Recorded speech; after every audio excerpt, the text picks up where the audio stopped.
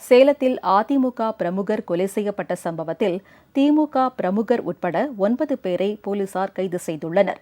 சேலம் தாதகப்பட்டியைச் சேர்ந்த அதிமுக செயலாளர் சண்முகம் நேற்றிரவு கொண்டலாம்பட்டியில் உள்ள தனது அலுவலகத்தில் இருந்து இருசக்கர வாகனத்தில் வீட்டிற்கு சென்றபோது மர்ம நபர்களால் வெட்டி கொலை செய்யப்பட்டார்.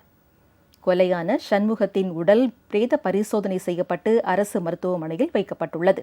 கொலையாளிகளை கைது செய்யும் வரை சடலத்தை வாங்க மாட்டோம் என அவர்களது உறவினர்கள் போராட்டம் நடத்தி வருகின்றனர்.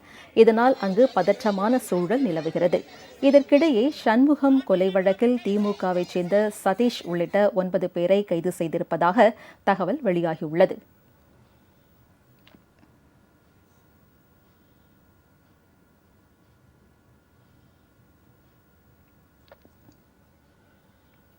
உங்கள் ராஜ் நியூஸ் தொலைக்காட்சியில் திங்கள் முதல் வெள்ளி வரை தினந்தோறும் பிற்பகல் 2 மணிக்கு உங்கள் பகுதியில் உள்ள குறைகளை நேரலையில் தெரிவிக்கும் புகார் பெட்டி நிகழ்ச்சி.